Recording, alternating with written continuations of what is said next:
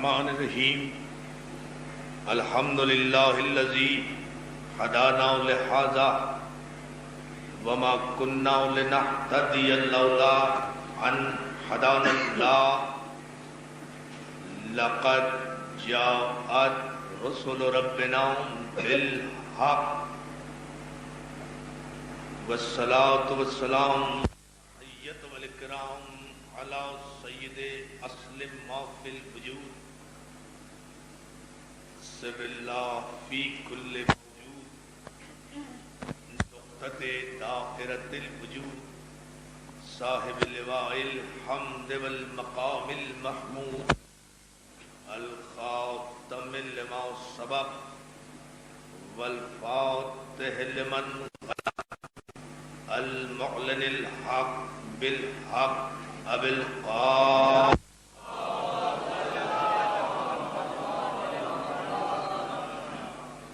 وآلہ الطیبین الطاہرین المعصومین المنتجبین المظلومین ولعنت اللہ علی اعدائہم اجمعین من یومنا ھذا الی یوم الدین.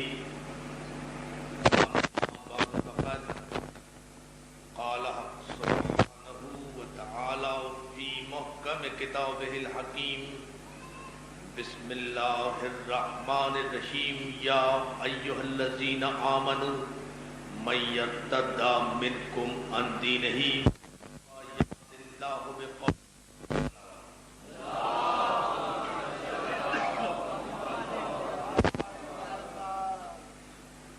عزیزان محترم، عزاداران سید الشہداء، ماتمداران خاندان ابو طالب، ادا خان ابو طالب نے 1410 ہجری کے عشرہ محرم کی پہلی مجلس آپ کے ذوق آئے بھائی اور محمد والے محمد صلوات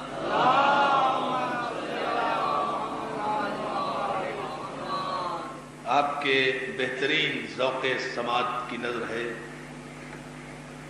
1410 ہجری کا محرم اپنی تمام تر آب و تاب کے ساتھ حسینیت کی فتح کا پرچم لہراتا ہوا افق انسانیت پر طلوع ہو چکا ہے. اور جب کوئی پرچم لہرائے تو یقین کر لینا چاہیے کہ صاحب پرچم کو جیت ہوئی ہے، ہارا نہیں. جو ہے صلوات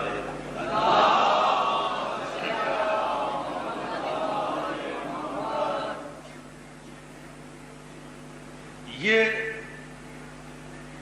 محرم اس اعتبار سے رضا خان ابو طالب میں زیادہ اہمیت کا حامل ہے. ایک تو طویل دور آمریت کے بعد جمہوریت کے دور کا پہلا محرم ہے. کیوں بھائی محمد حسین ایسے ہی ہے؟ اور دوسرے آپ حضرات کے لیے پیغام فخر اس محرم میں یہ بھی ہے کہ گزشتہ برس تک آپ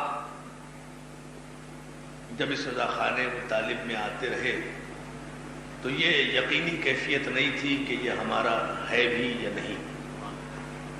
ان سال ماشاءاللہ ملک کی اعلیٰ ترین عدالتوں سے یہ فیصلہ ہو چکا ہے کہ یہ رضا خان ابو طالب ہے اور رہے گا.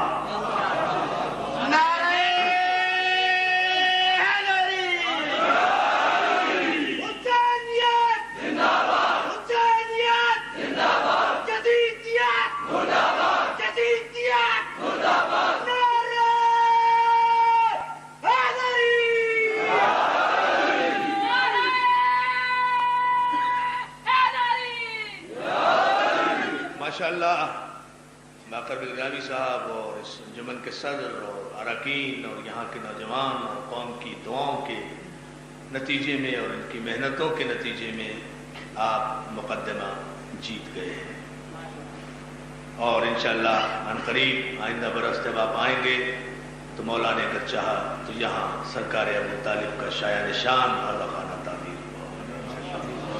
خداوند عالم آپ حضرات کو توفیق دے، اس لیے کہ ابو طالب کا اعلیٰ خانہ پورے پاکستان میں صرف ایک ہی ہے۔ ویسے تو ہر اعلیٰ خانہ ابو طالب کا اعلیٰ خانہ ہے، لیکن سرکار ابو طالب سے منسوب اگر کوئی اعلیٰ خانہ براہ راست ہے تو وہ صرف یہ اعلیٰ خانہ ابو طالب ہے۔ اور ظاہر ہے عزیزان محترم کہ جو ابو طالب کو نہیں مانتے وہ اس کے اعلیٰ خانے کو کہاں مانیں گے، لیکن ہم نے بھی قسم کھائی ہوئی ہے کہ ہر دور میں ابو طالب کو بھی منواتے رہیں گے، اس کے اعلیٰ خانے کو بھی تسلیم کریں گے۔ اس لیے کہ یہ اپنا اپنا مینڈیٹ ہے، اپنی اپنی توفیق ہے اور اپنی اپنی قسمت ہے کہ خدا نے ہمیں ہماری تقدیر میں ابو طالب کا اعلیٰ خانہ رکھا، دنیا کے مقدر میں ابو سفیان کا بت خانہ رکھا۔ تو یہ اپنی اپنی قسمت کی بات ہے، اپنی اپنی تقدیر کی بات ہے۔ الحمدللہ کہ ہم اس اعلیٰ خانے کے جار و کش ہیں، ہم اس اعلیٰ خانے کے خادم ہیں، ہمیں فخر ہے کہ ہم اس اعلیٰ خانے کے خادم ہیں۔ عزیزان محترم، عشر محرم جب آتا ہے تو ہمارے لیے رزق حیات لے کر آتا ہے۔ بڑی توجہ، آج کی مجلس خالصتاً تمہیدی ہوگی، میں زیادہ تفصیلی زحمت سماعت آپ حضرات کو نہیں دوں گا، چونکہ آپ کو پتہ ہے کہ میں طویل علالت کے بعد اٹھا ہوں اور ڈاکٹروں نے مجھے یہ اجازت نہیں دی کہ میں 2 مجالس سے زیادہ پڑھوں، لیکن اس کے باوجود بھی 4 مجالس مسلسل مجھے یکے بعد دیگرے پڑھنا پڑ رہی ہیں، لیکن یہ سوچ کر پڑھ رہا ہوں کہ جن کا ذکر ہے وہ خود محافظ ہے، وہ خود مدد فرمائیں گے۔ لیکن میں چاہوں گا کہ ذرا سا آپ حضرات کی توجہ، جس جذبہ ایمانی کے ساتھ آپ یہاں آتے ہیں اور اس اعلیٰ خانے میں تشریف رکھتے ہیں اور اس اعلیٰ خانے میں اجر رسالت کی ادائیگی کرتے ہیں، وہ جذبہ بذات خود اتنا محترم ہے کہ اس کی جزا سوائے جناب فاطمہ زہرا سلام اللہ علیہا کی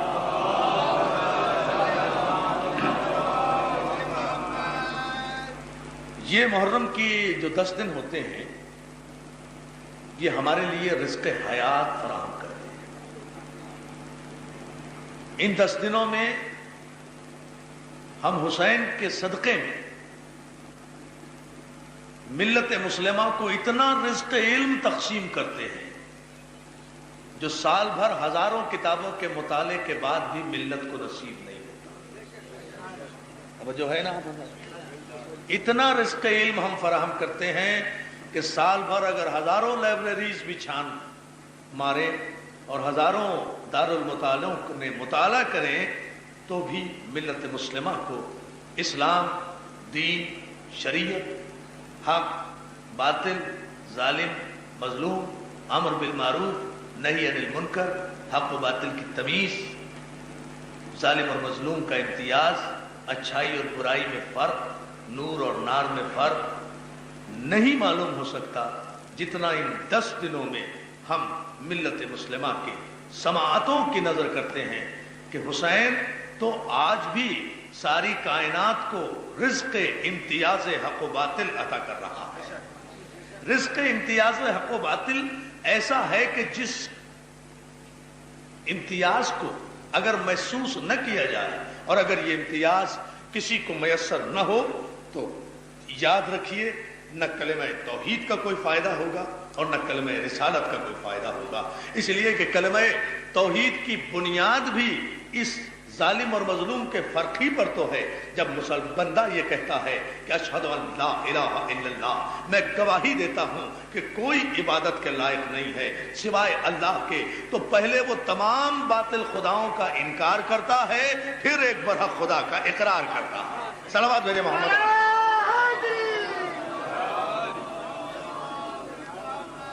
تمام باطل خداؤں کا پہلے انکار کرتا ہے کہ کوئی عبادت کے لائق نہیں ہے، کوئی پرستش کے لائق نہیں ہے، کوئی پوجا کے لائق نہیں ہے، کوئی سر جھکانے کے لائق نہیں ہے، کسی کی اطاعت نہیں ہے، کسی کی عبادت نہیں ہے، عبادت ہے تو صرف اللہ کی ہے۔ تو یعنی اسلام کے مزاج میں پہلے انکار ہے پھر اقرار ہے، اور الحمدللہ یہ شرف صرف ملت جعفریہ کو حاصل ہے کہ ہم پہلے انکار کرتے ہیں پھر اقرار کرتے ہیں۔ توجہ ہے نا جان محترم؟ بہت توجہ چاہوں گا آپ کی۔ اس عشرہ محرم میں ہمارا جو موضوع گفتگو ہے وہ ہماری تاریخ ہے۔ ہم اس عنوان کے تحت تاریخ کے مختلف مرحلوں سے گزریں گے، تاریخ کے مختلف گوشوں سے گزریں گے انشاءاللہ اگر مولا کی مدد شامل حال رہی، اور اس میں یہ بتائیں گے کہ ہر ایک کو اپنی تاریخ پر فخر کرنے کا حق حاصل ہے۔ اگر تاریخ شاندار ہے تو فخر کرو، تاریخ اگر شاندار نہیں ہے تو شرمندہ ہو جاؤ، لیکن ہم علل اعلان اپنی تاریخ کو عنوان قرار اس لیے دے رہے ہیں کہ الحمدللہ ہماری تاریخ جس نور سے بھری ہوئی ہے، بہت توجہ جان محترم، ہماری تاریخ جس نور سے لبریز ہے، اس تاریخ نے تاریخ کے کسی موڑ پر بھی دنیا کے کسی انسان کے سامنے ہمیں شرمندہ نہیں کیا۔ توجہ ہے نا جان محترم؟ اصل میں ساری غلط فہمیاں تاریخ بینی کے غلط طریقہ کار کی وجہ سے ظہور پذیر ہوتی ہیں۔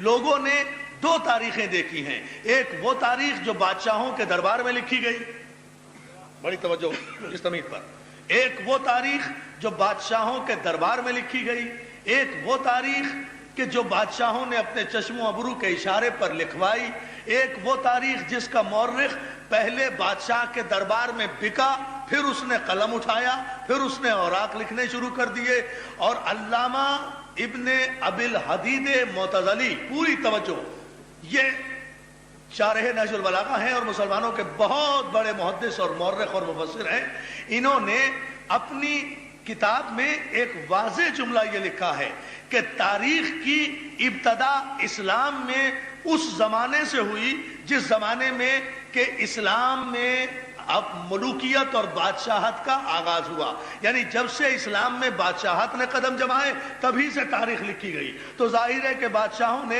جتنی بھی تاریخیں لکھوائی ہوں گی اپنی مرضی کے مطابق لکھوائی ہوں گی، اپنی خواہش کے مطابق لکھوائی ہوں گی، وہ تاریخ حقائق کا مجموعہ تو نہیں ہوگی۔ ظاہر ہے کہ یہ تاریخ بادشاہوں نے اپنے فضائل میں لکھوائی ہوگی، اپنے مناقب میں لکھوائی ہوگی، اپنے مرتبے بڑھائے ہوں گے، اپنے شان کو میں اضافہ کیا ہوگا، اپنے آبا و اجداد کی شان میں اضافہ کیا ہوگا۔ اور اسلام کے پہلے انڈیپینڈنٹ بادشاہ نے جب پہلی تاریخ لکھوائی، اس تاریخ کا نام علامہ ابن ابی الحدید معتزلی لکھتے ہیں، اس تاریخ کا نام اخبار الماضیین رکھا گیا، گزرے ہوئے لوگوں کی خبریں۔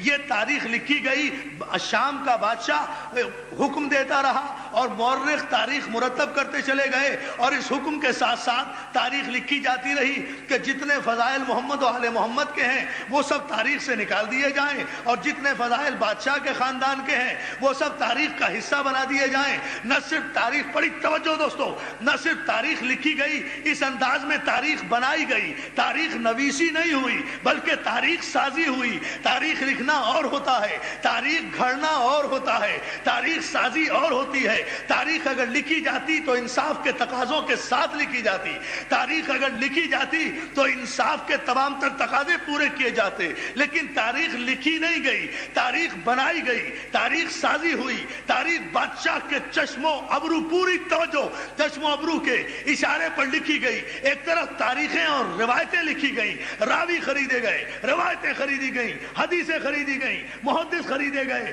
مفتی خریدے گئے، مولوی خریدے گئے، خطیب خریدے گئے، ممبر خریدے گئے، اور پھر 70,000 ممبروں سے 70 برس تک ہر جمعے کے خطبوں میں علی پر سب و شتم ہوتا رہا، علی کی کردار کشی ہوتی رہی، علی کی فضیلت گھٹانے پر خطبے دیے جاتے رہے، تاریخیں لکھی جاتی رہی، مولوی بولتے رہے، مفتی فتوے دیتے رہے، ممبر پر چہکتے رہے، اس لیے کہ حکومت کی سربراہی حاصل تھی۔ اعزائے محترم، لیکن اسی لیے تو ہم اپنی تاریخ پر فخر کر کے اسے عنوان قرار دیتے ہیں کہ 70 برس تک 70,000 ممبروں سے علی کی کردار کشی کی جاتی رہی، علی کا کوئی نام لینے والا نہ رہے، کوئی علی کی فضیلت جاننے والا نہ رہے، کوئی علی کا مقام پہچاننے والا نہ رہے۔ لیکن اسی مسلمان کی تاریخ کی اندھی اور بہری گونگے اوراق نے خود یہ طے کیا آج 1410 ہجری کے محرم میں کہ بادشاہ مر گئے، بنی امیہ کے تخت الٹ گئے، تاج لوٹ گئے، بنی عباس اپنی اپنی قبر کے جہنم میں پہنچ گئے،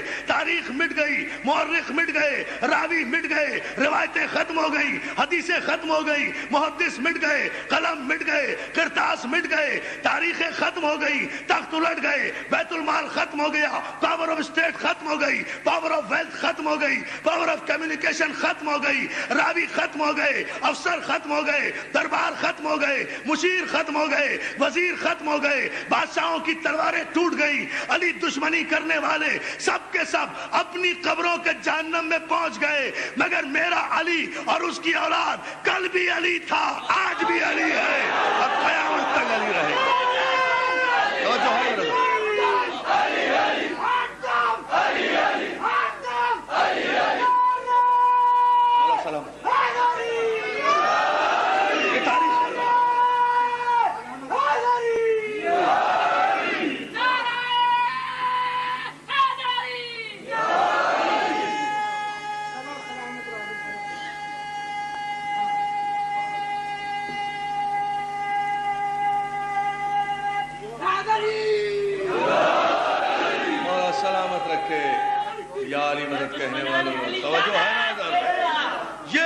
منزل فکر کے جسے محسوس کرنا چاہیے کہ تاریخیں ختم ہو جاتی ہیں، علی باقی ہے، مورخ ختم ہو گئے، علی باقی ہے، تو پھر تسلیم کرنا پڑے گا نا کہ علی کہتے کسے ہیں؟ علی صرف ابو طالب کے بیٹے کا نام نہیں ہے، علی صرف کعبے میں پیدا ہونے والے کا نام نہیں ہے، علی نام ہے اس اقتدار الہی کا جو تاریخ کا محتاج ہے، نہ مورخ کا محتاج ہے، نہ راوی کا محتاج ہے، نہ روایت کا محتاج ہے، بلکہ تاریخ کو بھی اگر کبھی مضمون کی بھیک مانگنا ہے تو اسے علی کے دروازے پر سر جھکانا پڑے گا، عنوان نہیں ملتے،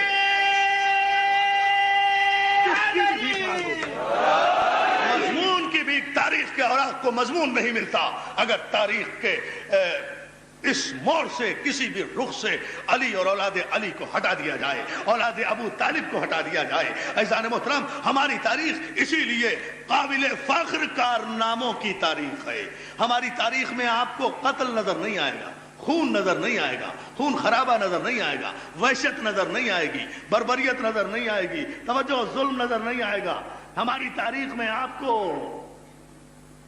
ایک جملہ کہہ دوں اگر آپ توجہ فرما رہے ہیں، ہماری تاریخ میں آپ کو اقرار رسالت نظر آئے گا، انکار نبوت نظر نہیں آئے گا۔ علی یا علی یا علی، توجہ فرمائیں، آج کی مجلس اسی جملے کی حد تک ہوگی، اس لیے آپ غور فرمائیں گے اس پر تمہید میں۔ ہماری تاریخ میں آپ کو اقرار نبوت نظر آئے گا، نبوت میں شک نظر نہیں آئے گا۔ ہماری تاریخ میں احترام رسالت نظر آئے گا، توہین نبوت نظر نہیں آئے گی۔ ہماری تاریخ دوستو، یہ ہماری تاریخ ہے، یہ ہماری تاریخ کا فخر ہے، اس پر صرف ہم فخر کر سکتے ہیں کہ ہماری تاریخ علم کی تاریخ ہے، باب علم کی تاریخ ہے، شہر علم کی تاریخ ہے، علم کی تاریخ ہے، صداقت کی تاریخ ہے، شجاعت کی تاریخ ہے، سیادت کی تاریخ ہے، نجابت کی تاریخ ہے۔ پھر میں عشرے میں ایک ایک لفظ پر بحث کروں گا جتنے میں یہ آج آپ کی خدمت میں عرض کر رہا ہوں، اس کی ابھی تمہید سمجھ لیں آپ۔ ہماری تاریخ علم کی، شجاعت کی، صداقت کی، طہارت کی، سیادت کی، نجابت کی تاریخ ہے۔ ہماری تاریخ اکثریت کی تاریخ نہیں ہے، ہماری تاریخ تلواروں کی تاریخ نہیں ہے، ہماری تاریخ بغداد کی دیواروں کی تاریخ نہیں ہے، ہماری تاریخ کاٹ کھانے والی ملوکیت کی تاریخ نہیں ہے، ہماری تاریخ عامروں اور یزیدوں کا قصیدہ پڑھنے والوں کی تاریخ نہیں ہے، ہماری تاریخ علم کی تاریخ ہے، حق کی تاریخ ہے۔ اگر توجہ ہے تو سارا مجمع سنیں، ایک جملے میں سمندر بند کر رہا ہوں، ہماری تاریخ مسئلہ بتانے والوں کی تاریخ ہے، مسئلہ پوچھنے والوں کی تاریخ۔ ہائے ہائے ہائے،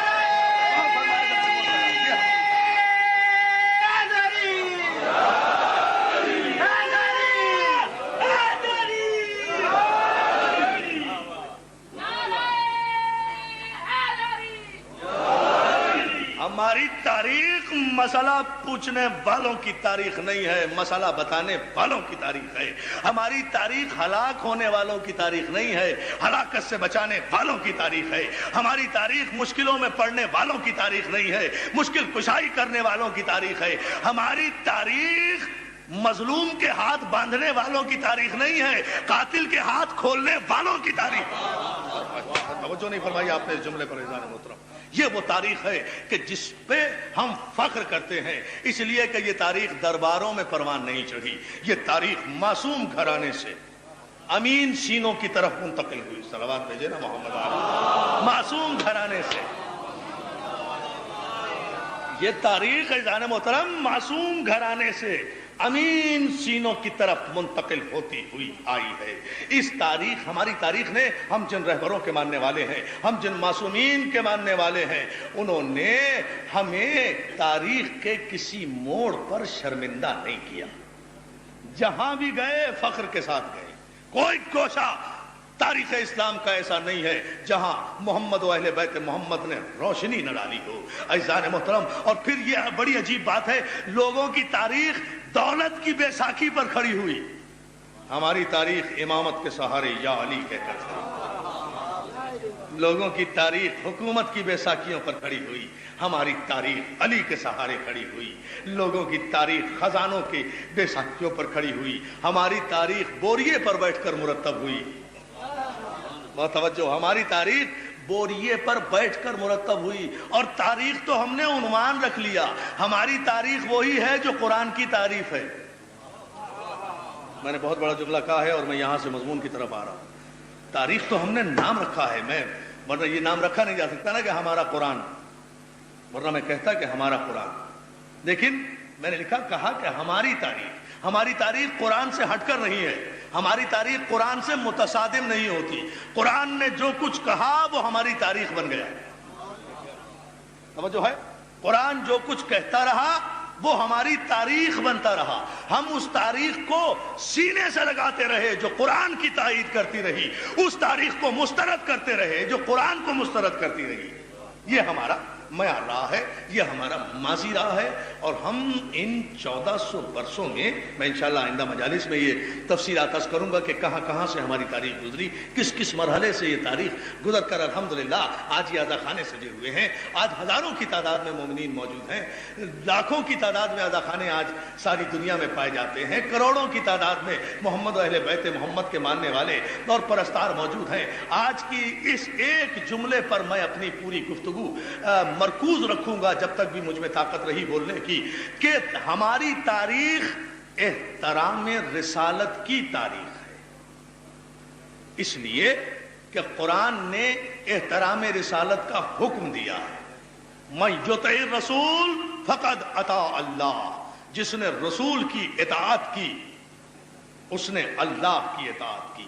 قرآن نے حکم دیا، قل ان کنتم تحبون اللہ فاتبعونی یحببکم اللہ ویغفر لکم ذنوبکم واللہ غفور الرحیم. سورہ مبارک آل عمران میں ارشاد ہوا، حبیب ان کلمہ پڑھنے والوں سے کہو کہ اگر تم اللہ کی محبت کے دعوے میں سچے ہو تو پھر میرا اتباع کرو، میرا اتباع کرو. ہم نے پیغمبر کا اتباع کیا. ایک جملہ ہے ذرا سا علمی ہے، آپ اس میں گھبرائیے گا نہیں. اطاعت اور اتباع کا فرق ذرا سا واضح کر دوں تاکہ بات سمجھ میں آ جائے. دوستو، اطاعت کے معنی اور ہیں، اتباع کے معنی اور ہیں.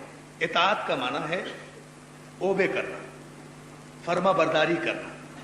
میں نے کچھ کہا، میرے کسی چھوٹے بھائی نے اس حکم کی تعمیل کی، یہ ہے اطاعت. لیکن اتباع کے معنی ہے فالو کرنا، پیروی کرنا. اور پیروی قول کی نہیں ہوتی، فعل کی ہوتی ہے. بڑی توجہ، ایک عجیب سا جملہ ہے اور ایک عجیب سی بات کہوں گا. پیروی قول کی ہوتی ہے، ہم کہیں پانی پلاؤ، آپ پانی پلا دیں، یہ قول کی پیروی ہوئی. میرے فعل کی پیروی کا نام اتباع ہوگا. تو اس سورہ مبارک آل عمران کی اس آیت میں خداوند عالم نے اتباع پیغمبر کا حکم بھی دیا اور دوسری آیت میں اطاعت پیغمبر کا بھی حکم دیا.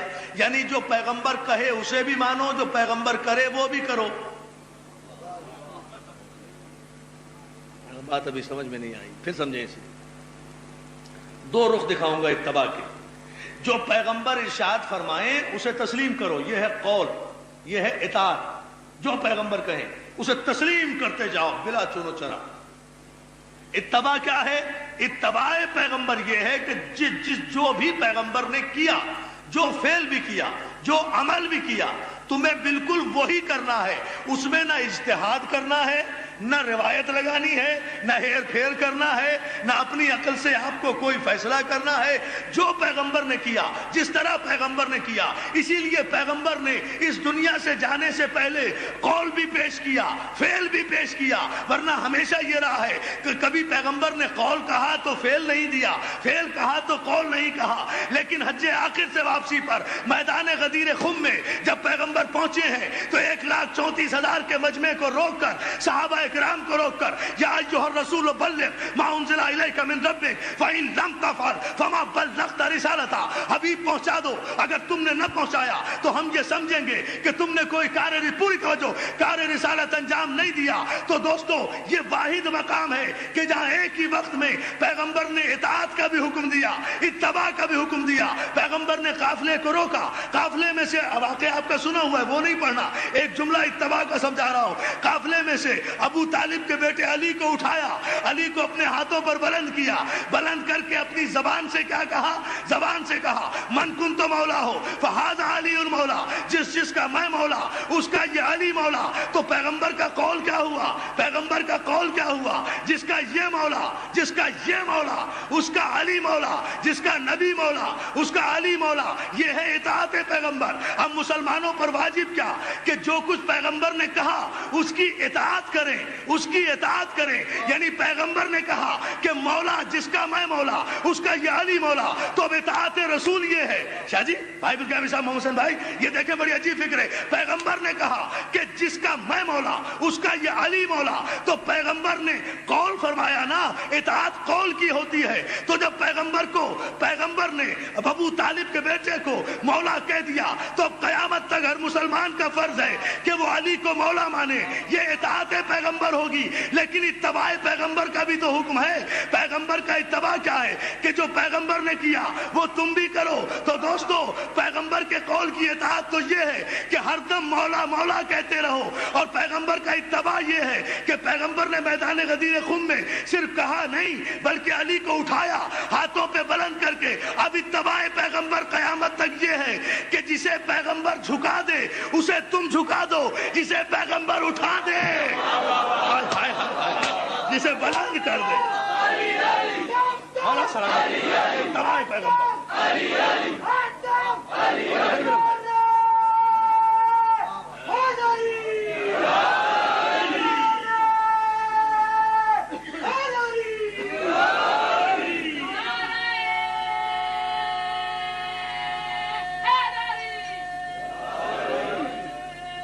بلند آواز سے پوری طاقت و توانائی سے باہر تک بیٹھے ہوئے مومنین،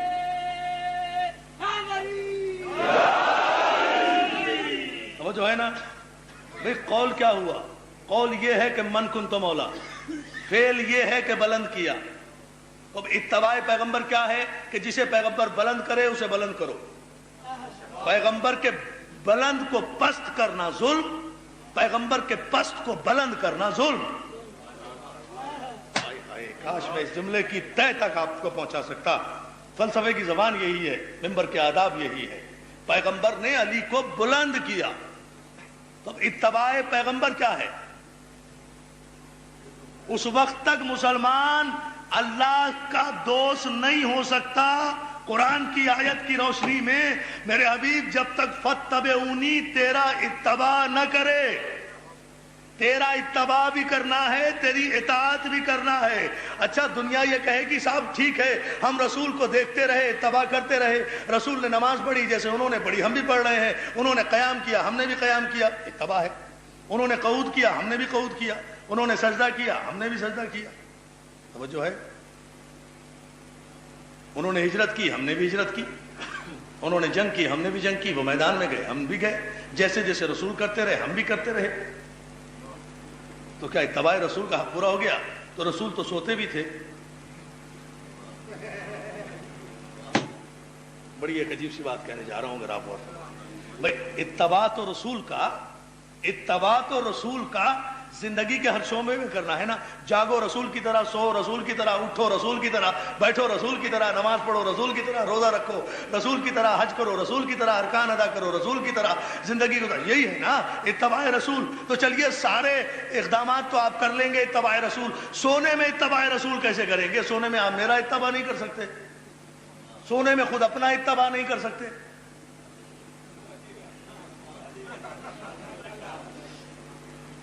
بات آ رہی ہے سمجھ؟ دیکھیں غور کریں بھئی، اب سوئیں گے کیسے؟ آپ کو خود یہی نہیں پتا کہ میں کیسے سو رہا ہوں؟ سوتے ہوئے پتا ہوتا ہے کسی کو آنکھ کدھر ہے، ہاتھ کدھر ہے، ٹانگ کدھر ہے، سر کدھر ہے؟ جب نیند آ رہی ہے تو کیا پتا ہے؟ نہیں سو سکتا نا، اپنی طرح خود نہیں سو سکتا۔ میں قربان ہو جاؤں، میں ایک ایسی منزل پر آپ کو لے کے جانا چاہ رہا ہوں جہاں اتباع آپ کو سمجھاؤں گا نہیں، انشاءاللہ مولانا طاقت دی تو دکھاؤں گا کہ اتباع کیا ہوتا ہے۔ حکم قرآن تو یہ ہے نا کہ کاملاً حکم ماننا ہے، رسول کا اتباع کرنا ہے زندگی کے ہر شعبے میں۔ تو رسول جاگتے کیسے ہیں، چلیے اتباع کر لیں گے۔ رسول مسکراتے کیسے ہیں، چلیے ان کا اتباع کر لیں گے۔ رسول نماز کیسے پڑھتے ہیں، چلیے ان کا اتباع کر لیں گے، اس لیے کہ سب دیکھ رہے ہیں۔ چلنا بھی اپنے بس میں، بیٹھنا بھی اپنے بس میں، اٹھنا بھی اپنے بس میں، بولنا بھی اپنے بس میں، لیکن سونا تو اپنے بس میں نہیں ہے۔ رسول سوتے کیسے ہیں یہ کیسے پتا چلے گا؟ یہ تو کائنات میں کوئی انسان نہیں ہے کہ کوئی میرے سونے کی نقل نہیں اتار سکتا، میں کسی کے سونے کی نقل نہیں اتار سکتا، مگر قربان جاؤں میں تدبر رسالت کے اور بصیرت پیغمبر کے کہ جس نے ہجرت کی شب اس آیت کا مفہوم بتایا کہ کوئی اتباع رسول کا حق ادا نہیں کر سکتا سوائے ابو طالب کے بیٹے علی کے۔ جب جاتے جاتے کہا علی آج ہمارے بستر پہ سو جاؤ، اور دیکھو علی بن کر نہ سونا، ایسے سونا جیسے ہم سوتے ہیں۔ اندازہ تو فرمائیے، عجیب منظر۔ مولا آپ کو سلام، مل کر صلوات بھیج لیں محمد والے محمد۔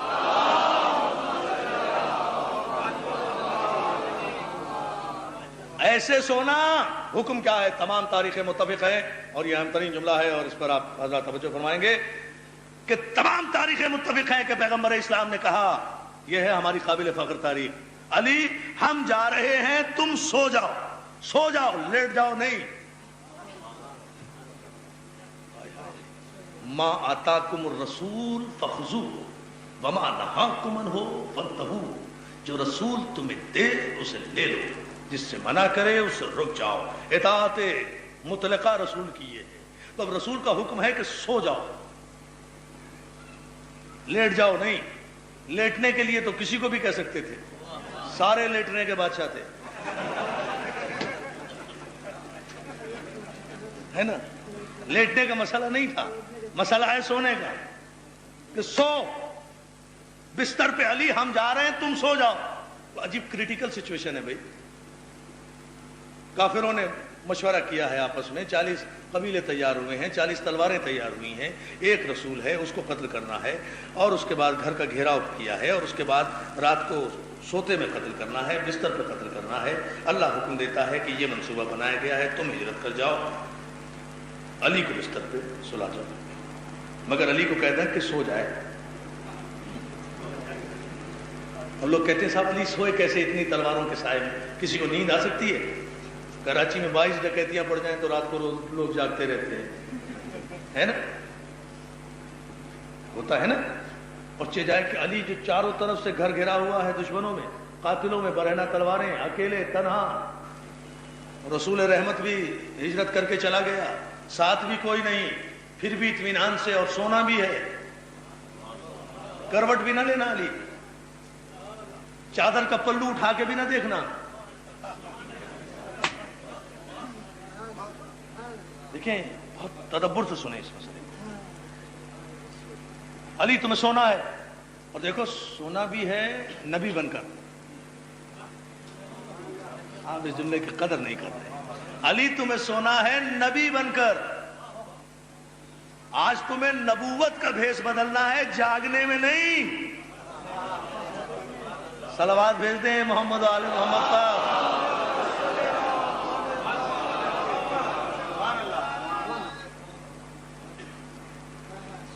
بلند ترین ایک صلوات ہے۔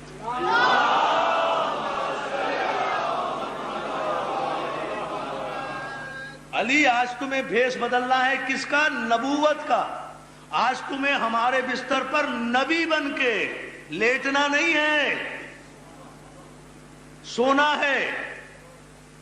ہم جس طرح سوتے ہیں بالکل ایسے ہی سونا ہے، خبردار کسی کروٹ میں بھی فرق نہ آئے، ورنہ ہجرت کا مقصد فوت ہو جائے گا ایک لمحے کے لیے بھی.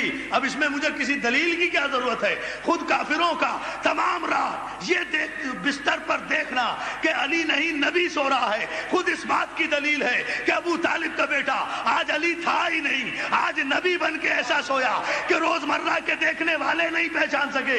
تو جس کے سونے کے اتباع رسالت کی گواہی کافر دے، شریعت میں اسے معصوم کہا جاتا ہے. یہ ہے مسئلہ. تو سونے میں کرنا ہے جانا محترم. واقعہ یہ روزمرہ کی ہجرت سنی ہوئی ہے، میں جس نئے رخ سے پیش کر رہا ہوں اس پر آپ توجہ فرمائیں. سونے میں کسی کی نقل نہیں اتاری جا سکتی، یا تو سویا نہیں جا سکتا.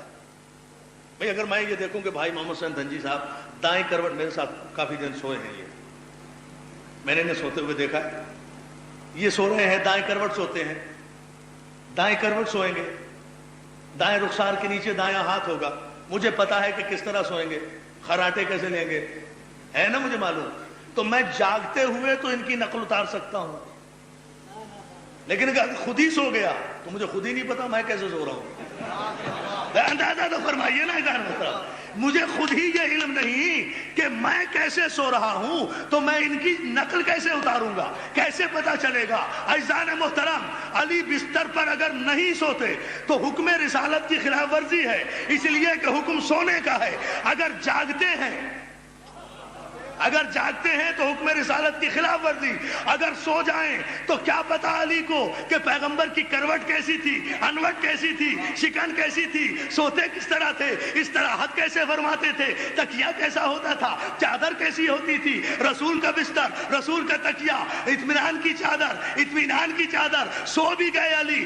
آج علی سوئے، بڑی توجہ، علی سوئے ہیں اور اس اطمینان سے سوئے ہیں کہ کافروں اگر تمام رات تم پہچان بھی جاؤ کہ میں علی ہوں یا نبی تو مجھے ابو طالب کا بیٹا نہ کہنا. ساری رات مغالطے میں رہے، جب تک چادر سے پلو نہیں ہٹایا، چہرے سے چادر نہیں ہٹائی، اس وقت تک کوئی پہچان نہیں سکا کہ یہ علی ہے یا نبی. اتنے پیغمبر ہجرت کر گئے، مقصد ہجرت پورا ہو گیا. تو دوستو ساری رات علی کا نبی بن کر بستر رسول پر سونا اس امر کی دلیل ہے کہ اول ما خلق اللہ نوری وانا علی من نور واحد. میں اور علی ایک ہی نور سے ہیں. مسلمانوں کی ام المومنین جناب عائشہ فرماتی ہیں کہ حضور کا چہرہ سراج منیر تھا. ہم رات کے اندھیرے میں جب ہماری سوئی گر جاتی تھی تو ہم جب حضور کے آنے کا انتظار کیا کرتے تھے، حضور آ جاتے تھے تو آپ کے چہرے کی روشنی میں ہم سوئی تلاش کیا کرتے تھے. تو حضور ہے روشن چراغ. تو اب جہاں حضور ہے وہاں روشنی ہے. حضور گھر میں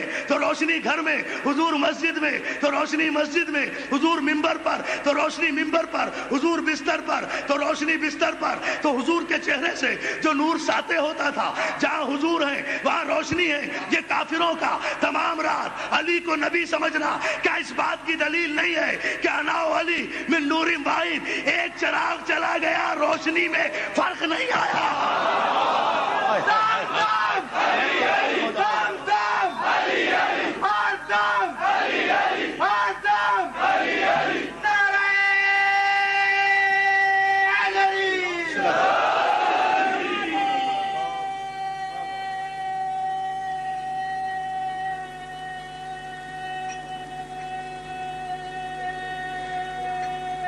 جیو سلامت رہو.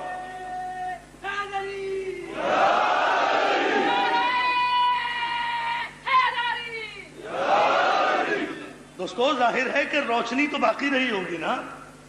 بستر کی روشنی میں نور میں کوئی فرق نہیں آیا ہوگا. اور روشنی میں بھی فرق ہوا کرتا ہے. یہ راڈ ہے، اس کی روشنی اور ہے. یہ بلب ہے، اس کی روشنی اور ہے. وہ ٹیوب لائٹ ہے، اس کی روشنی اور ہے. ہر ایک کے وولٹیج میں بھی فرق ہوتا ہے. اگر آپ روڈ دیکھ کر گئے ہیں اور وہاں کل یہاں ٹیوب لائٹ جلی ہوئی ہو، آپ دور سے کہہ دیں گے کہ روڈ چلا گیا ہے. توجہ تو کریں، روڈ چلا گیا ہے، ٹیوب لائٹ باقی ہے. آج ٹیوب لائٹ موجود ہے. تو اگر علی اور نبی کے نور میں جو نور چہرے رسالت سے بقول ام المومنین کے ساطع ہوتا تھا، اگر اس نور میں کوئی فرق ہوتا اتنا بھی جتنا بلب اور ٹیوب لائٹ میں ہوتا ہے، تو قاتل پہچان جاتے، پیغمبر کا تعاقب کرتے، مقصد ہجرت فوت ہو جاتا. لیکن میں قربان جاؤں ابو طالب کا بیٹا آج لباس نبوت پہن کر سو رہا ہے. ساری رات کافر علی کو نبی سمجھتے رہے. کون علی کا مقابلہ کرے گا؟ کن مردوں کو علی کے مقابلے میں لاتے ہو؟ ارے کئی مردے بھی کھڑے ہوا کرتے ہیں. دیوانوں، علی کا مقابلہ کیا کرو گے؟ شب ہجرت جو علی کو تھوڑا سا غلط سمجھے وہ نبی سمجھے، جو بالکل غلط سمجھے وہ خدا سمجھے. جو اندازہ تو کریں. آپ عجیب منزل نہیں ہو.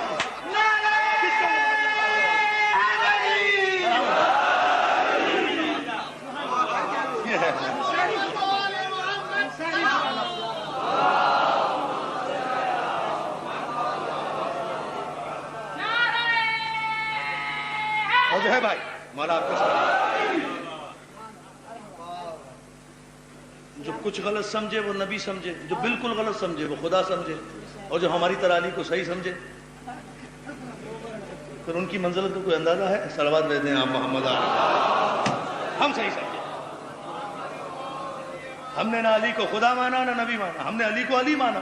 بھئی علی میں کوئی علی میں کی فضیلت میں کوئی کمی ہو تو کوئی اضافہ کرے نا. توجہ ہے نا اذان محترم. علی کی اپنی مرضی ہے، سوئے تو نبی، جاگے تو خدا، جنگ کرے تو شاہ لافتہ، انگوٹھی زکات میں دے دے حالت نماز میں تو شاہ نما، مسکینوں کو کھانا کھلا دے تو حالتا. یعنی جس کا اٹھنا بیٹھنا جاگنا سونا قرآن کی آیتوں کو اذن نزول دیتا ہو، جس کا اٹھنا بیٹھنا جاگنا سونا قرآن کی، کل بتاؤں گا انشاءاللہ، جس کا اٹھنا بیٹھنا جاگنا سونا قرآن کی آیتوں کو اذن نزول دیتا ہو، اسے ہماری تاریخ میں علی کہتے ہیں. صلوات دیتے ہیں محمد علیہ محمد. اتنی سی بات ہے. قرآن کی آیتوں کو اذن نزول الحمدللہ کہ ہماری تاریخ یزیدیت کے حامیوں کی تاریخ نہیں ہے. ہماری تاریخ عامریت کے حامیوں کی تاریخ نہیں ہے. ہماری تاریخ ظلم کے آگے سر جھکانے والوں کی تاریخ نہیں ہے. الحمدللہ ہماری تاریخ مظلوم کی حمایت کرنے والوں کی تاریخ ہے. ہماری تاریخ جہاں جہاں بھی دنیا میں مظلومیت ہے وہاں وہاں حسینیت ہے. مظلوموں کو کوئی راستہ نظر نہیں آتا سوائے حسین کے. کسی کے سامنے کوئی ایگزامپل نہیں ہے سوائے کربلا کے. یاد رکھیں، میں بڑے اعتماد سے کہہ رہا ہوں یہ بات، کسی مظلوم طبقے کے پاس دنیا میں there is no example، کوئی مثال ہی نہیں ہے جو بڑھ کر سہارا دے. ایک کربلا ہے جو ہر مظلوم کو سہارا دیتی ہے. ایک کربلا ہے جو لوگوں کو جرأت اظہار بھی دیتی ہے، جرأت اقرار بھی دیتی ہے، جرأت انکار بھی دیتی ہے. عزیزان محترم یاد رکھیں، کربلا نام ہے اس تاریخ کا، کربلا نام ہے اس تاریخ کا کہ جہاں بڑے بڑے پہنچے ہوئے ولیوں کو یہ کہنا پڑا کہ حقاؤ کے بنا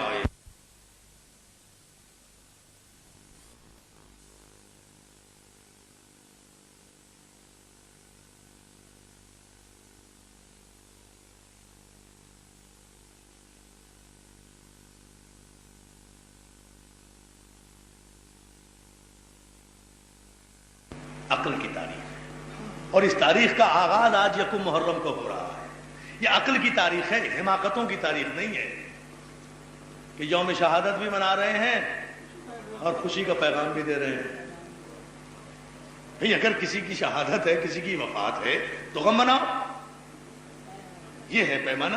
عقل کی تاریخ، عقل کے تقاضے. عزیزان محترم الحمدللہ کہ ہم محرم کا استقبال آنسوؤں کے ساتھ کرتے ہیں. کوئی واقعہ نہیں ہے سال ہجری کا حسین کے واقعے سے بڑا. اس ہجرت کے تصور کو، ہجرت کے کیلنڈر کو جسے لیے پھرتے ہو، خدا کی قسم اگر حسین نہ ہوتا تو جب نبوت ہی نہ رہتی تو اس کی ہجرت کہاں سے رہ جاتی؟ ہجرت کہاں؟ صلوات بھیجے محمد علیہ محمد. ہجرت کہاں سے رہ جاتی؟ ہجری سال کہاں سے رہ جاتا؟ ہجری کیلنڈر کہاں سے رہ جاتا؟ اس ہجرت کو زندگی دی ہے فاطمہ کے لال نے. اس کیلنڈر میں خون بھرا ہے حسین نے اپنے جگر گوشوں کا. احسان شناسی کا تقاضا ہے کہ جب ہجری کا سال نمودار ہو تو حسین کے دربار میں حاضری دیا کرو. حسین تمہارا محتاج نہیں ہے، تم حسین کے محتاج ہو. اگر ثابت کرنا چاہتے ہو کہ تمہارا یزید کے شجرے نسب سے کوئی تعلق نہیں ہے تو حسینی بنو، حسین کے دربار میں. حسین کے آستانے میں آؤ. حسین 10 دن حسین کے غم میں رو گے تو سال بھر غم حسین کے علاوہ کوئی غم نہیں ملے گا. دوستو خوش نصیب ہیں وہ جو اس سال ہجری کا آغاز، نوٹ کریں میرے لکھنے والے اس جملے کو، خوش نصیب ہیں وہ لوگ جو اس سال ہجری کا آغاز غم سے کرتے ہیں. یہ آنسو فاطمہ زہرا کی امانت ہے، یہ آنسو خاتون جنت کی امانت ہے. یہ ہماری آنکھیں ہماری نہیں ہیں، امانت ہیں فاطمہ زہرا کی. اور ان آنکھوں میں جو اشک ہے یہ ہمارے نہیں ہیں، یہ امانت ہے رسول کی اس بطول بیٹی کی جس نے باپ کی قبر پر آ کر کہا بابا آپ کے بعد مجھ پر اتنے مصائب پڑے کہ اگر دنوں پر پڑ جاتے تو سیاہ راتوں میں تبدیل. صبت علی مصائب لو انہا، بابا اتنے مصائب پڑے کہ اگر دنوں پر پڑ جاتے تو سیاہ راتوں میں تبدیل ہو جاتے. دوستو میں آج ایک جملہ پوچھوں آغاز مجلس، پہلی محرم ہے نا، ایک جملہ پوچھنا چاہتا ہوں. دیکھیے صبر اور شکر کی منزلیں ہوتی ہیں. شاہ جی میرا صبر کچھ اور ہے، آپ کا صبر کچھ اور ہے، آپ کا صبر کچھ اور ہے.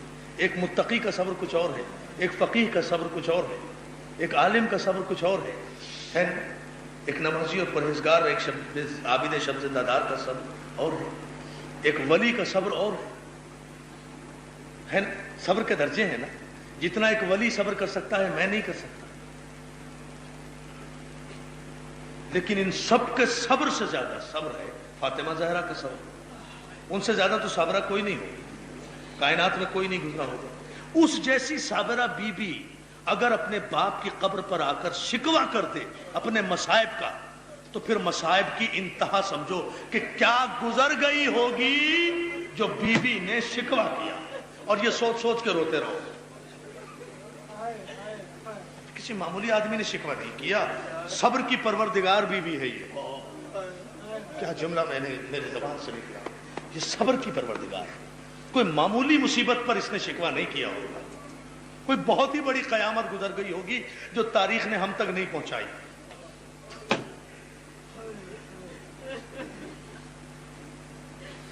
آخر اپنے باپ کے پاس آ کر کہتے ہیں بابا اتنے مصائب مجھ پہ پڑ گئے کہ دنوں پر پڑ جاتے تو سیاہ راتوں میں. یہ کسی شاعر کا کلام نہیں ہے، یہ صدیقہ کائنات کی زبان سے نکلا ہوا سچ ہے.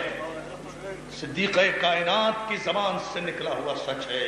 دوستو عشرہ محرم پرسا دو فاطمہ زہرا کو ان کے اجڑے ہوئے گھر کا. مدینہ اجڑ رہا ہے، مدینہ اجڑ رہا ہے، روضہ رسول ویران ہو رہا ہے، قبر بطول ویران ہو رہی ہے. قبر بطول تو آج بھی ویران ہے. اللہ تم سب کو جنت البقیع لے جائے. ہمیں شرف حاصل ہوا، مجھے بھائی محمد حسین دھنجی بھی یہاں بیٹھے ہیں. ہم جب وزیر اعظم پاکستان کے ساتھ عمرے پر گئے ہم نے وہ اجڑی ہوئی قبر دیکھی ہے. عزادارو اس قبر کو ہم دیکھ کر دونوں بھائی رونے لگے تھے اور رو کر ہم نے یہ کہا تھا کہ آباد ہے سارا مدینہ، برباد ہے بطول کی قبر. عزادارو کائنات کی ساری ویرانی اگر دیکھنا ہے نا تو وہ جنت البقیع کی ٹوٹی ہوئی قبر پر ہے. عزادارو وہاں جا کے پوچھنا پڑتا ہے ارے بطول کی قبر کہاں ہے.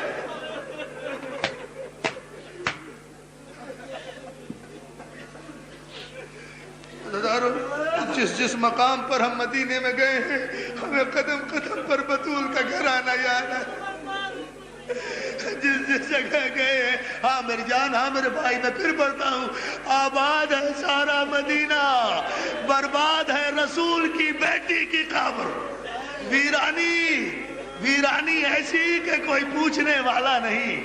ارے گناہگار کلمہ پڑھنے والوں کے سونے کے محلوں میں ہم ٹھہرے ہیں جا کر، مگر عزادارو بطول کی قبر پر اتنا ویرانہ، اتنا ویرانہ. معلوم ہوتا ہے بطول آج بھی غریب ہے. خدیجۃ الکبریٰ کی بیٹی جس کی ماں کی دولت کے صدقے میں لوگوں کے فاقے ٹوٹے. میری جان ہاتھ نہ جو، سنتا چاہ، مولا تجھے سلامت رکھے، کوئی غم نہ دے. میں پھر پڑھ رہا ہوں، کوئی جلدی نہیں. خدیجۃ الکبریٰ کہ آخر اتنی بڑی تعداد میں سننے آئے ہو، مولا تمہیں سلامت رکھے. خدیجۃ الکبریٰ کی بیٹی جس کی ماں کی دولت کے صدقے میں اربوں کے فاقے ٹوٹے ہیں، اس بیٹی کی قبر کا حال یہ ہے عزادارو کہ پہچانی نہیں جاتی. اندھیرا ہے، سناٹا ہے، تاریکی ہے، ویرانی ہے، مگر عزادارو آج اسی قبر پر حسین آیا ہے۔ مجلس تو مکمل ہو گئی دوستو، مگر میں آپ کے آنسوؤں کو دیکھ کر 2 جملے بڑھا رہا ہوں۔ سناٹا ہے، ویرانی ہے، آج سن 60 ہجری 28 رجب کو حسین اسی قبر پر آیا ہے۔ حسین ماں کی قبر پہ بہن کے ساتھ آیا۔ سن لیں گے آپ جملہ؟ آپ برداشت نہیں کر سکیں گے۔ مولا آپ کو ہمت دے سننے کی، مجھے پڑھنے کی طاقت۔ تو ایک جملہ سن لیجئے، اور جب زور زور سے رو نا تو دعا مانگ لینا۔ میرا دعویٰ ہے بطول کا واسطہ دے کر روتی ہوئی آنکھوں سے جو دعا مانگو گے قبول ہوگی میرے بھائی۔ بطول مسترد نہیں کرے گی، ابو طالب کے ادا خانے میں بیٹھے ہو۔ میرا جملہ سن لو، دونوں بہن بھائی بطول کی قبر پر سلام آخر کے لیے آئے۔ حسین نے ماں کی قبر کو آغوش میں لیا۔ میرا شعر سن لینا، آغوش میں لے کر حسین کہتے اماں اماں حسین جا رہا ہے، اماں خدا حافظ، اماں تم بھی لہو میں اپنا چمن دیکھنے چلو، زینب کے بازوؤں میں رسن دیکھنے۔ کرو نا ماتم ادادارو، اب ہے ماتم کرو۔ حسین نے آ کر ایک دعا کی ہے، اماں تم بھی لہو میں اپنا چمن دیکھنے چلو، اماں زینب کے بازوؤں میں رسن دیکھنے چلو۔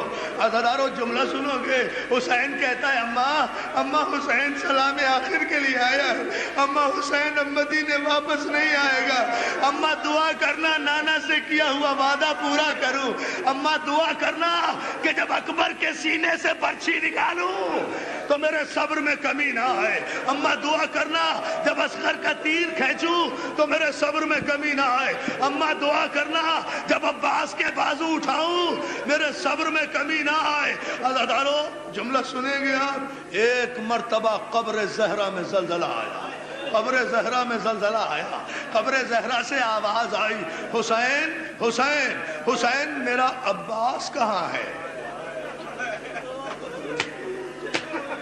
اب جس میں کلیجہ ہے وہ سن لے، یہ میرا آخری جملہ، مجھ میں طاقت نہیں، نہ سن سکو گے تم نہ میں پڑھ سکوں گا۔ حسین میرا عباس کہاں ہے؟ حسین نے ماں کی قبر چھوڑی، روزے سے باہر آ کر کہا عباس اماں بلا رہی ہے، اور میں قربان غازی عباس، اور میں قربان جسے فاطمہ بلا ہے، عباس تمہیں اماں بلا رہی ہے۔ عباس دوڑے دوڑے آئے، عباس دوڑے دوڑے آئے، عباس دوڑے دوڑے آئے، قبر زہرا کو آ کر بوسہ دیا بڑے سکون سے۔ 2 ماؤں کا تذکرہ کروں گا ان مسائل میں، آہستہ سے 2 جملے ہیں جاجی۔ شکر کی منزل پر چونکہ مولا نے بڑی خیریت سے مجھے یہ طاقت دی کہ میں نے یہ 4 مجلسیں پڑھی ہیں، اسی لیے سلام کی منزل پر مجھے ایک جملہ کہنا ہے۔ منزل تشکر پر کہہ رہا ہوں، حسین کے بھائی عباس نے قبر زہرا پہ رخسارہ رکھا، بوسہ دیا، قبر سے آواز آئی عباس عباس میں نے تجھے اپنا بیٹا کہا ہے۔ بڑی سکون سے بھائی، آہا اب ہے منزل دعا، دعا کا وقت اب آ رہا ہے قریب۔ عباس میں نے تجھے اپنا بیٹا کہا ہے، عباس عباس میں نے تجھے اپنا بیٹا کہا ہے، تجھ سے فاطمہ صرف اتنا کہتی ہے کہ تیری زندگی میں میرے حسین پہ کوئی حرف نہ آئے۔ عباس میں اپنے حسین کو تیرے حوالے کرتی ہوں۔ عباس نے وعدہ کیا، قافلہ چلنے کے لیے تیار۔ آخری جملہ، دوسری ماں کا تذکرہ، یہ فاطمہ کا جملہ۔ اب ایک جملہ اور سن لو، قافلہ روانہ ہوا، ابھی قافلہ چند قدم چلا تھا کہ ایک مرتبہ عباس نے مڑ کر دیکھا، جناب ام البنین عصا کا سہارا لیے ہوئے، فاطمہ صغرا کو لیے ہوئے قافلے کے پیچھے آ رہی ہے۔ عباس نے آواز دی آقا قافلہ روکوں، ماں ڈیوڑی سے باہر آ گئی، فاطمہ صغرا ڈیوڑی سے باہر آ گئی، قافلہ رکا۔ پتہ نہیں میں پڑھ سکوں گا یہ جملہ، میں سلام کے لیے پڑھ رہا ہوں، مجھے سلام بھیجنا ہے اپنی شہزادی پر۔ قافلہ رکا، حسین گھوڑے سے اترے، جناب ام البنین کے قریب آئے۔ جناب ام البنین اپنی ضعیفی کے عالم میں ہاتھوں کو جوڑ کر کہتی ہے، بیٹا تو میرا بیٹا نہیں ہے، میرا امام ہے، اور میں قربان غازی تیری ماں کے۔ ام البنین تجھ پہ ہمارا سلام۔ عباس عباس جزاک اللہ، کیا پرسہ دے رہے ہو، کیا تاریخی مجلس ہو رہی ہے. عباس کی ماں تجھ پہ ہمارا سلام. حسین تو میرا امام ہے. نہیں اماں آپ میری ماں ہے. حسین کہتے امام ہو تو ایسا، ماں ہو تو ایسی. حسین کہتے ہیں ماں آپ میری ماں ہیں. حسین ایک عرض لے کر آ رہی ہوں، تو جا رہا ہے، مجھے تھوڑی دیر کے لیے عباس دے دے. اگر سمجھ گئے تو آنسو نہ روکو، مجھے پڑھنے کی ضرورت نہیں ہے. میں نے نہیں پڑھا آج سے پہلے مصائب میں یہ جملہ پہلی محرم کو پہلی مرتبہ پڑھ رہا ہوں سلام کے لیے. دوستو ابھی مولا نے ممبر پہ عطا کیا ہے تو پڑھ رہا ہوں. دوستو حسین کہتے ہیں اماں کیا مطلب؟ کہا تھوڑی دیر کے لیے مجھے عباس دے دے، میں اس سے ایک بات کر کے ابھی واپس بھیج دیتی ہوں. حسین نے اجازت دی، عباس ماں کے ساتھ جاؤ. عباس نے امام سے اجازت لی، ماں کے ساتھ آئے. آگے آگے ماں، پیچھے پیچھے عباس. چلتی چلتی روضہ رسول کے قریب آئی، روضہ رسول کے اندر داخل ہوئی، قبر نبی پر بیٹھ گئی. کہا عباس بیٹھ جا. عباس بھی بیٹھ گیا، ام البنین بھی بیٹھ گئی. ام البنین کہتی ہے عباس جی اماں، عباس جی اماں. عباس یہ کیا ہے؟ سن لو گے، کر لو گے برداشت؟ میں بھی چاہے مر جاؤں یہ جملہ کہتے کہتے، لیکن ضرور یہ جملہ کہوں گا تمہارے آنسوؤں کی نظر. دعا مانگ لینا جو دعا تمہیں کرنا ہے، وعدہ کرتا ہوں پورا کریں گے مولا. عباس یہ کیا ہے؟ عباس کہتے ہیں یہ رسول اللہ کی قبر ہے. کہ اپنا دانا ہاتھ قبر رسول پہ رکھ. عباس نے دانا ہاتھ قبر رسول پہ رکھا. ام البنین نے عباس کا بایاں ہاتھ اٹھایا، اپنے سر پر رکھا. بیٹا یہ کیا ہے؟ ماں یہ میری ماں کا سر ہے، یہ میری ماں کا سر ہے. عباس یہ قبر رسول ہے، یہ میرا سر ہے. ان دونوں کی قسم کھا کر مجھ سے وعدہ کر کہ جب تک تیرے دونوں ہاتھ باقی ہے زینب کا